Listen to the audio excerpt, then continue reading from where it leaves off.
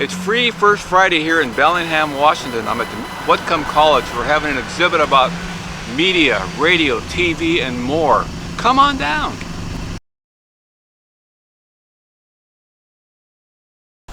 Bridget Girnus is here at Whatcom Museum, Lightcatcher office, and we're talking about radio, about TV, about media. It's really important, isn't it? Yeah, it is, and this is all connected to our Elaine Horn exhibition, broadcasting from Bellingham, and we just really wanted to highlight a community voice, a trailblazer in media through Elaine's story, and continuing to share stories, connect people through local media is so important.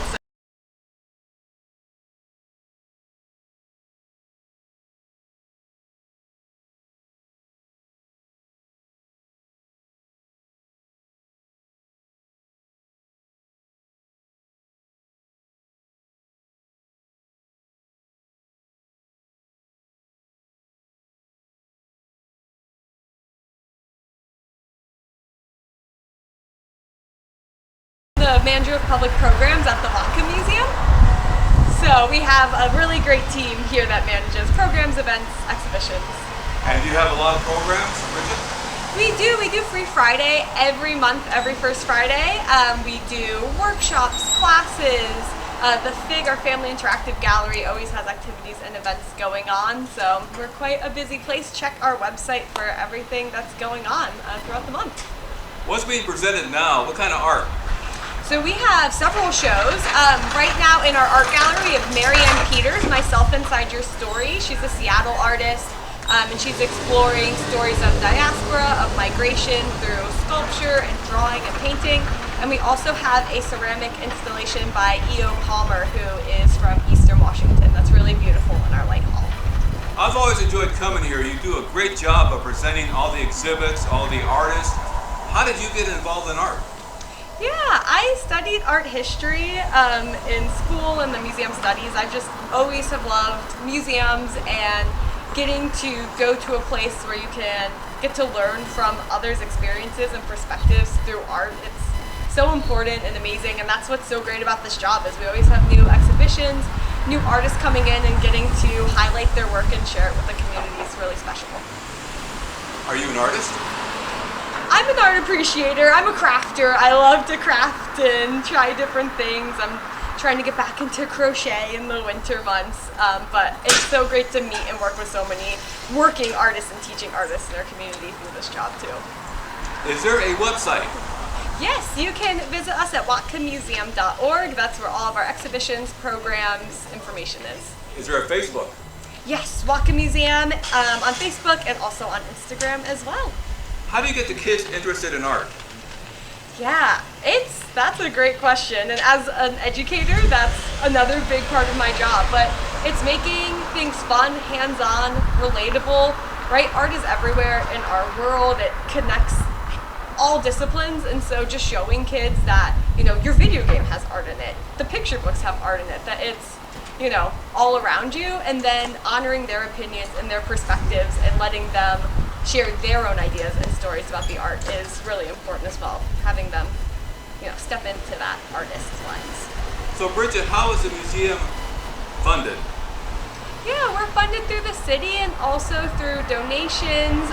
Our free First Friday is funded by Art Bridges, which is a really generous organization that funds access to American arts all across the country. So there's various funding pools. How many members do you have? That's a great question. We have many members. I'm not the membership coordinator, so I don't know right off the top of my head, but yeah, lots of folks support the museum, and we're really, really appreciative of all of their support.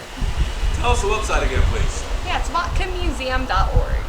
Thank you, Bridget, so much. Yeah, thanks for having me.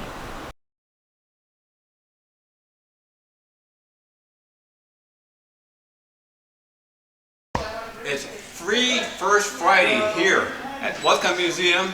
We're having a great time talking about radio because how important is radio to us? Radio is very important. It's everything. How did you get involved in marketing? Because you're a marketing person at the station, right? Well, I started off doing print marketing for What's Up magazine, which was Bellingham's music magazine for 2 decades. and made some connections with the radio stations. With one of our other stations is KISM 92.9, the classic rock station. I made some connections with them while I was doing that, and it just kind of ended up over some time transitioning into me doing this aspect instead, which I love because, you know, music is the source. Give me your full name. Victor Gotalaere. I'm Scotty VanDryver with Cafe 104.1, program director, afternoon show host, and I got started literally right out of high school. My senior English teacher's husband was the sales manager at the time. He knew I was interested, and he ended up calling me saying, hey, if you want a job, you better get in here. So I started doing everything, stacking CDs, cleaning floors, taking the van out, looking for stickers, and then just kind of worked up, working at all the different air shifts, weekends, overnights, then middays and afternoons, and just kind of went from there. How do you feel being the program director for these stations? You're up on U Street, right? Yes. I live right on U Street. Okay. So you're up there. Is it a big studio? No, in fact, I go back to when I first started. I was shocked at how small of a space it was, because you see it on TV and you think these big buildings. I mean, we got a pretty good sized building, but the actual studio itself used to be the end of a hallway.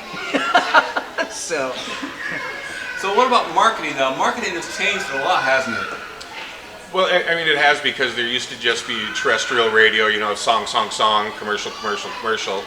But now we've got, you know, all of our stations are available to stream as well, so that's different commercial content. We've got a great website called mybellinghamnow.com, which is no paywall local news. And then we do a full complement of digital marketing as well.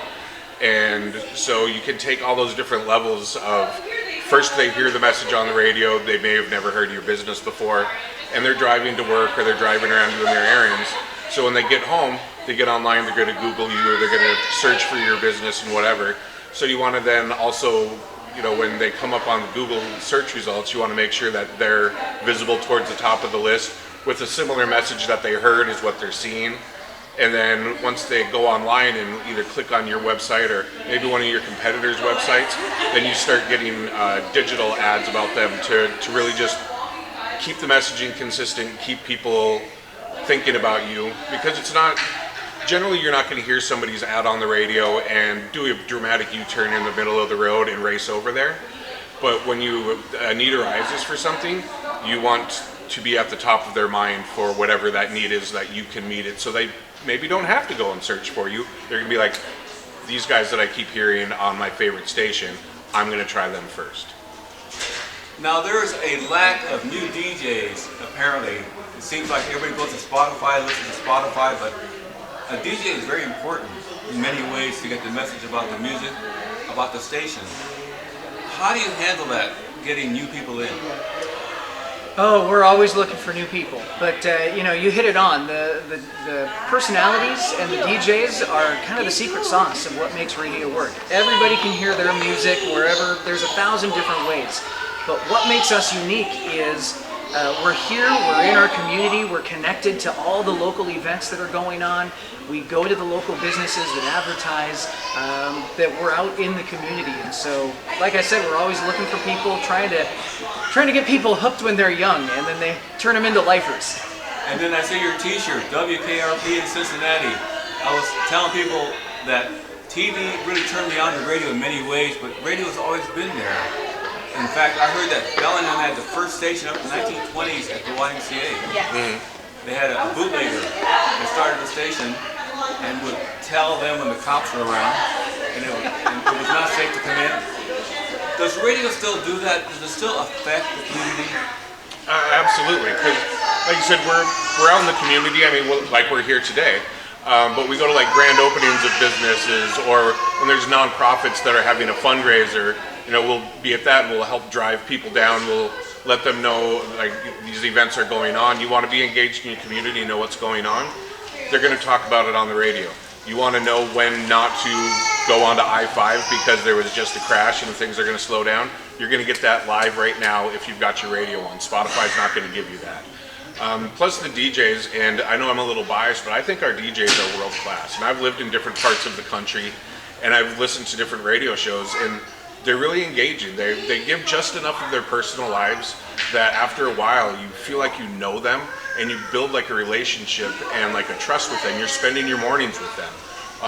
During COVID, when people were at home and afraid and didn't know what was going on, these are people that were letting you know, these are the newest updates. This is what's going on right now. When a natural disaster strikes someplace, sometimes the only thing you have, put your batteries in your transistor radio, and you can stay informed of what is going on in your community right now, live. Plus, on radio, you don't get biased opinions. When they read the news, these are the facts that we know right now. Draw your own opinion. It's not political, it's news. Do you have a way of telling how many people are listening to you online? Oh yeah, all the online stuff is absolutely trackable because you track IP addresses. But then again, if somebody's streaming on their computer and that's what's hooked into, say, a dentist's office, you don't know how many people are working in that office or how many people are in that waiting room or how many people are at that grocery store. So you can't get exact, but you can definitely tell how many IP addresses are listening at a certain time.